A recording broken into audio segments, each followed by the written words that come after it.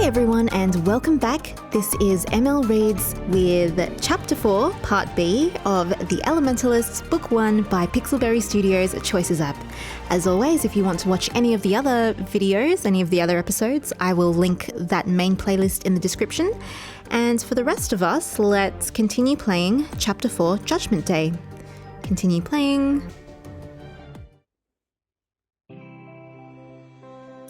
So what's happened so far is that Eli and Beckett have to do detention together or school community service together, and what they have to do is stack these books in the library, but the books are like flying around. And one of the books has escaped and Beckett's gone off to chase that book, and Eli is wondering if she should follow him or let him go. Now, the regular or the free option is let him go, but as you can see, we are going to do the premium option, which is I should follow him.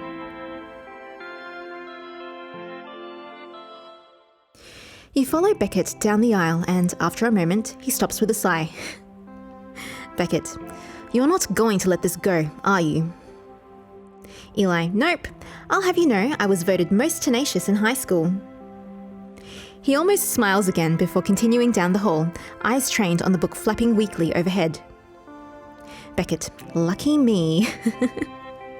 Eli, so, Beckett Harrington, what exactly is your deal? Beckett, I wouldn't say there's a deal. My parents expect a lot of me, that's all. Eli, yeah, I get that. Beckett, really? You'd think you'd try a little harder in class then. Hey, Eli, hey, I thought we were getting past the snootiness. Beckett, sorry, old habits, I guess. It's more than that, though. My parents don't just expect a lot, they expect everything. Katrina, my sister, has 4 degrees from 3 different attuned universities worldwide, and an MBA from Harvard. Whoa. Eli, well, that's definitely impressive, but does she have, and then the options are 2 attunements, or one of those attuned Uranus awards, or your incredible good looks? Now, I know a lot of people ship the main character with Beckett, but I am undecided as yet, so for now we are going to say, does she have one of those attuned Uranus awards? Beckett snorts. Beckett, it's the Attuned Magicae Eurytus Award, AMUA. Each magical university in the world gives out 1 a year. Beckett, and yes, she has 3. Of course. Eli, oh. The book turns sharply to the left and you follow it. Every book in this aisle is a vibrant shade of green and you get the distinct smell of freshly mown grass. Beckett, on top of all that, she's a humanitarian, she speaks 8 languages, and she even spent time studying at Le Cordon Bleu. Eli, wow, how much older than you is she? Beckett, she's only 28. Eli, oh come on, that's just unfair. Beckett, I know, right? The worst part is, she's honestly the nicest, most caring person I've ever met. And look at me. I haven't even accomplished anything yet, and I'm already a curmudgeonly jerk. Eli, Beckett, listen to me. You wait until he stops walking and turns to face you. Eli, first of all, don't you have to be at least 50 to get the title of curmudgeon? Beckett, is this helpful? You roll your eyes before continuing.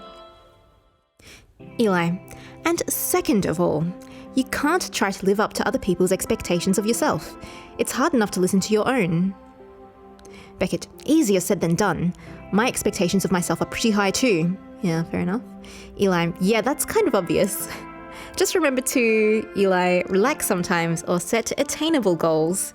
That's hard. I feel like both of these, his set attainable goals would probably be pretty high, so we're going to say, just remember to relax sometimes.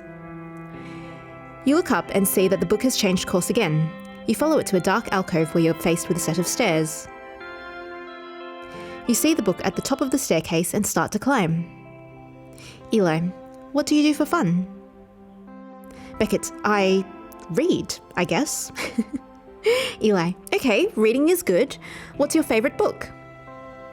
Beckett, well, I did just finish the most exciting book about the correlation between shield and ward magic and their manipulations.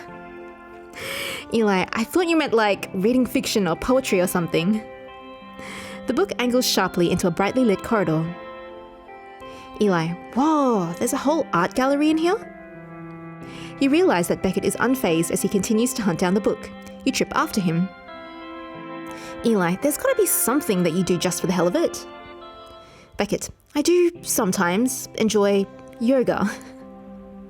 Eli, really? Beckett, it's excellent practice for focusing yourself before casting. Beckett, and it's relaxing. This is true. Eli, hey, no judgment here. You finally get right underneath the book. Beckett points at it, attempting a spell, but it dodges just in time and flits away. Beckett, shoot. He glances at you from the corner of his eye, pausing for a moment. Beckett, what about you? What do you do for fun? Eli, me? I like to keep things low-key, party or mix things up.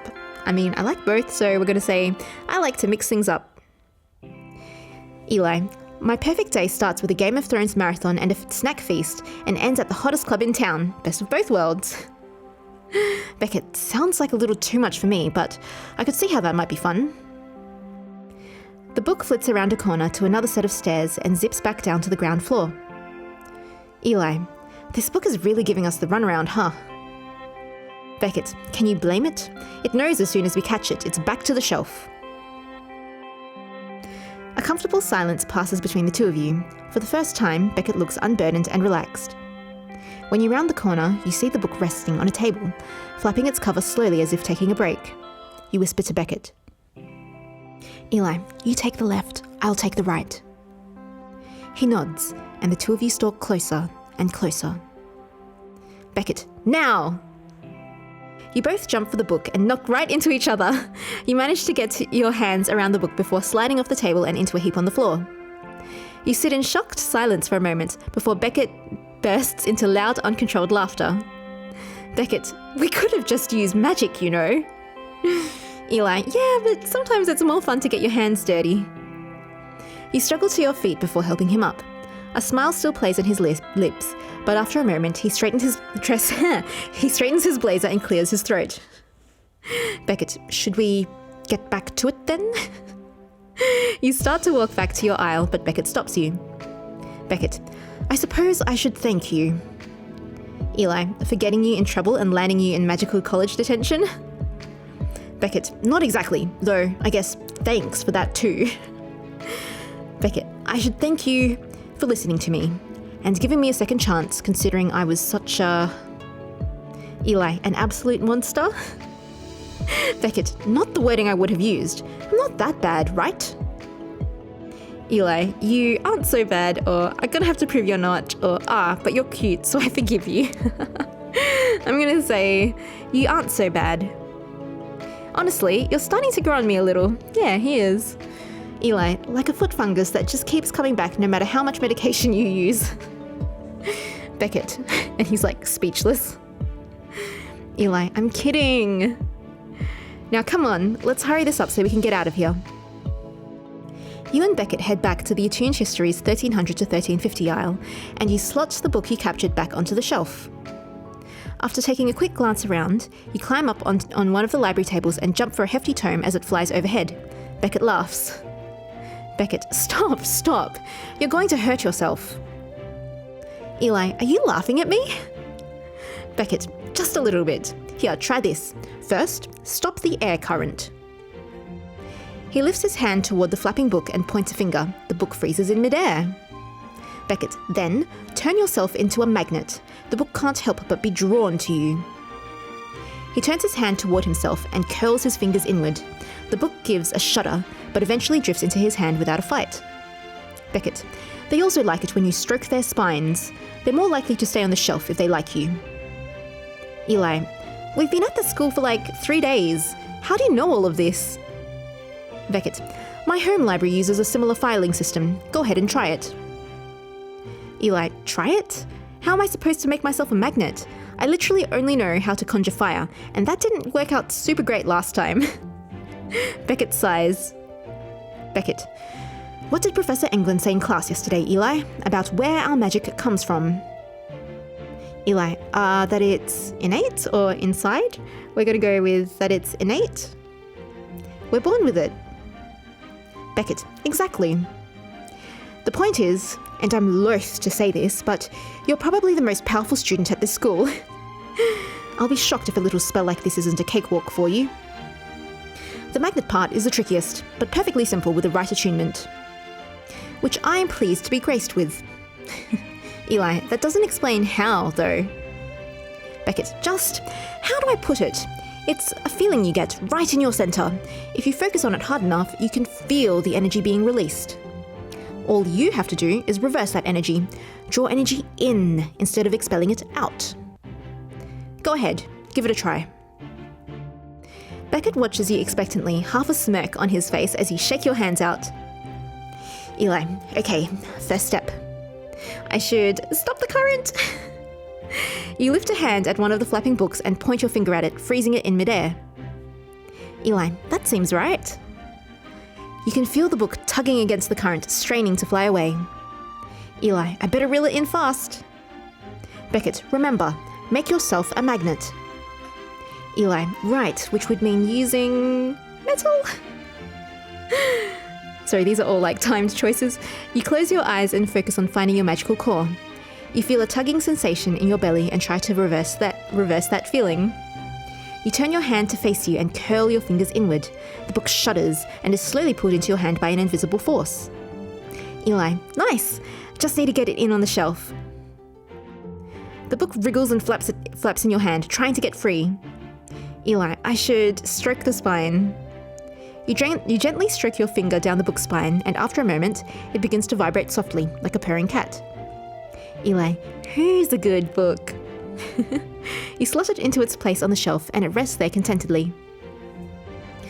Perfect spell. You cast the round-up spell perfectly. Eli, there we go, one down. Beckett, I've got to give you credit, Eli. That technique was flawless. Eli, better than yours? Beckett, let's not push the issue. Spell learned. You can now use the roundup spell. And so now we have two spells that we can do, the flame spell and the roundup spell.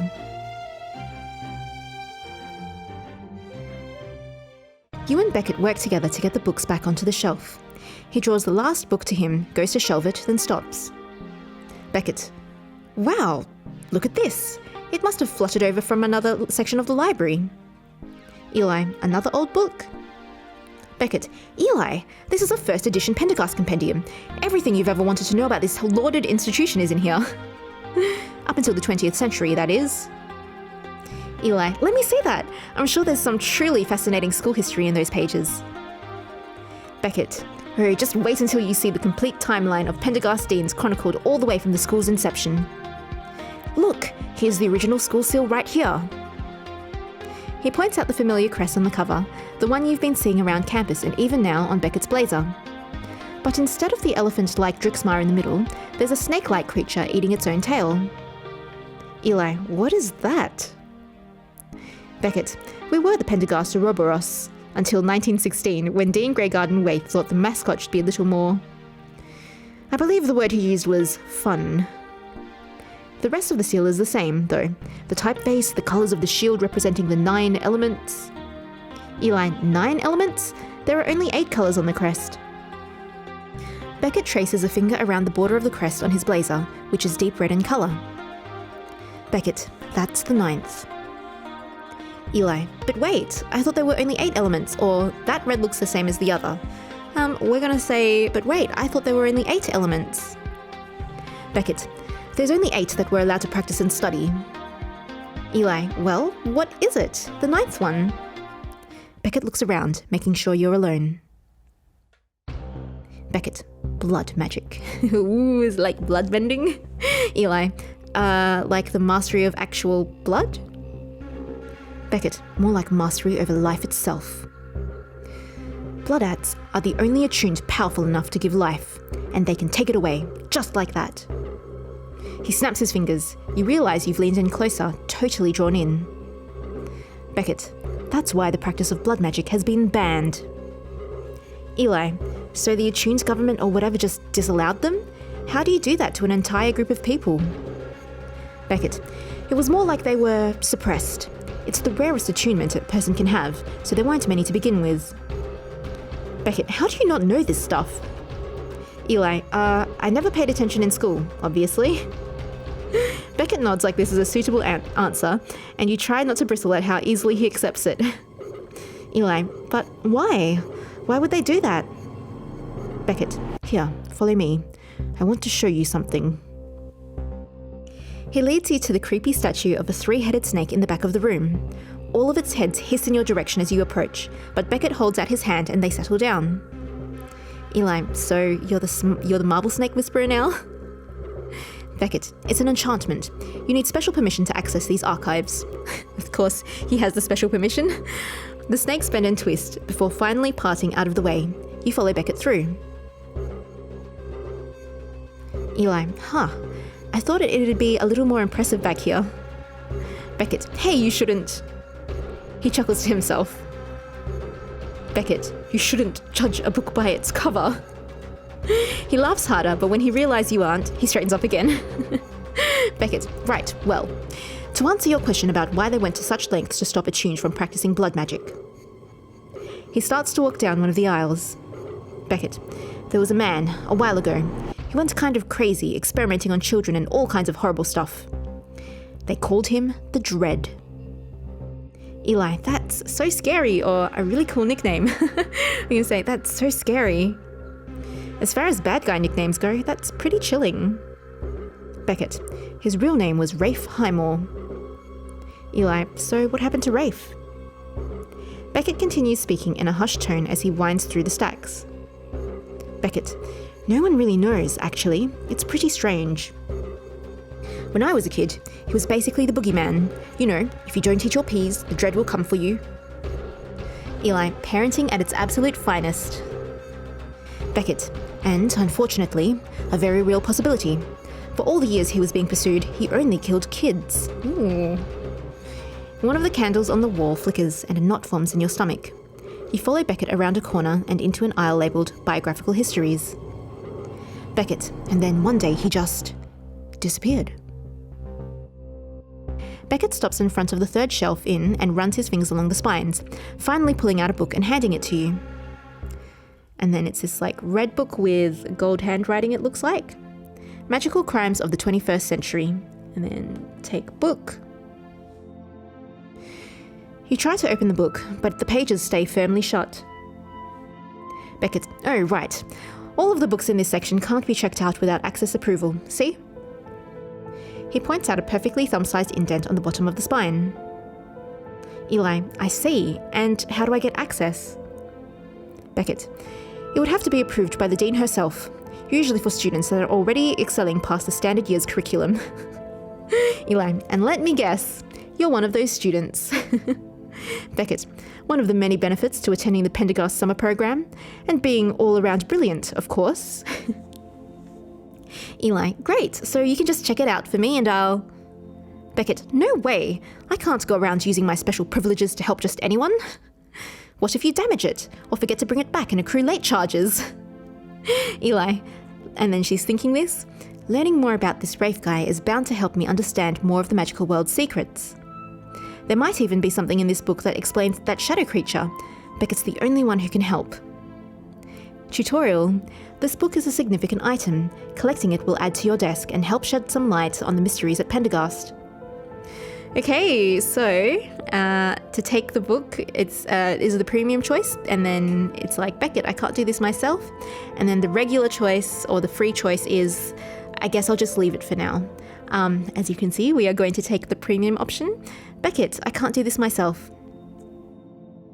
Eli, please, Beckett, I need your help in this. Beckett smiles smugly. Beckett, so, the great Sonat needs my help. Interesting. Eli, normally I'd have a lot to say about your tone, but just please check it out for me. I promise I'll return it on time. He gives you an appraising look, then reaches over and presses his thumb to the book's spine. The book issues a small hissing sound, and you notice it suddenly feels lighter in your hands. That's nice of him. Item acquired. The book on Rafe the Dread has been added to your desk. So it's our first desk item. Beckett. Don't say I never did anything for you, and try not to set it on fire. I know how much trouble you have with that.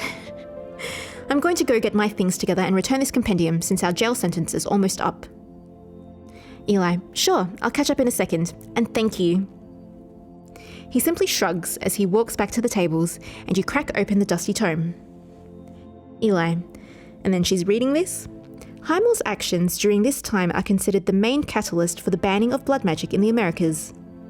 His reign of terror created an international panic, though no crimes outside of the United States were ever found to have been his doing. Oh, oops, they're supposed to have American accents, but clearly I have an Australian accent. Eli. No one has ever discovered the reason behind Highmore's killing spree. Most assume it was backlash due to the already growing contention against blood acts, more on page 154. While a small few believe Highmore was chasing the secret to the refractionary energies of old attuned law. On the page is a photo of a man in his mid-50s, with a wild bushy beard and murderous eyes rimmed with dark circles. Eli, God, this guy was really a monster. You head back to the aisle you started on and slip the book into your bag before leaving the library. Beckett. Took you long enough. Eli, I was looking at that book you showed me. Were you waiting for me? Beckett, what? Well, it's dark, and we live in the same building after all. Eli, right. Suddenly, you feel the hair on the back of your neck stand up. You whip around and see the woman from earlier, watching you from the shadows of one of the hallways. And then it's that woman with the curly black hair and the red scarf. Eli, her again? Beckett, who? He turns to look, but she's vanished down the hall. Without another word, you take off after her. Beckett, hey, wait! You tear down the hallway, following the tails of her skirt as it disappears around corners. Eli, come on, Beckett, keep up! You wheel around a corner, just in time to see a door slam shut along the hallway. You swing the door open again, Beckett right on your heels, ready to confront the mysterious woman, but instead you're faced with an empty hallway. Eli, damn it! Beckett, that's it then, we lost her. Can we get out of here, please? This empty hallway is eerie. You look around, unwilling to give up. The corridor stops short in a strangely familiar dead end. You remember your first day at Pendergast when Griffin showed you his secret room. Eli, wait a minute. I've been here before. Beckett, I can't imagine why. Were you lost? Eli, no, I wasn't. Just look. You make straight for the end of the hallway. Beckett, congratulations, it's a dead end. Remembering Griffin's movements from before, you clasp your hands together, then extend them and make a wiping motion in front of you. Slowly, the wall melts away to reveal a door. Beckett, how did you know that was there? So she, knows how to do that. Eli, it's a secret. Beckett, colour me mildly impressed. That was well done. Eli, I'll take it. Now give me a second to unlock this. You curl your fingers, tucking them into fists, then touch your knuckles together. Taking a deep breath, you touch 2 fingers to the doorknob before you. Eli, there we go. The door unlocks with a soft click. You gently press a hand to the door, bracing yourself for what's to come. Eli, here goes nothing. You tense as you push the door wide open, ready to confront whatever is on the other side. You step in. This music's so cool. And it's the lost and found room. But the woman is nowhere to be seen. Eli, crap, she's gone. Your gaze sweeps the endless shelves of treasure and trash that fill the room. Everything looks exactly the same as when you last came here. Beckett, this room certainly isn't on the school map. His eyes shine as he takes in the various curios filling the room. Beckett, is that a jar of dragon scales? Eli, yep, this place is kind of like a lost and found. You step further into the room and suddenly stumble over a bag lying in the middle of the floor. Inside it is a shimmery crystalline shard, an array of multicolored pens, what appears to be a long, curved bone, and at the very bottom, under all the clutter, an old photograph, torn in half. Huh, weird. And it's this photo of a man holding a baby. Huh, weird. The colours of the photograph are faded with time. You can just barely make out the image of a man cradling a baby in his arms. You peer closer and realise the baby has a sun-shaped birthmark on their shoulder, just like you. Eli, it's a picture of me. Item acquired. The torn photo has been added to your desk. And now we have two desk items. That's nice. Two desk items in one chapter.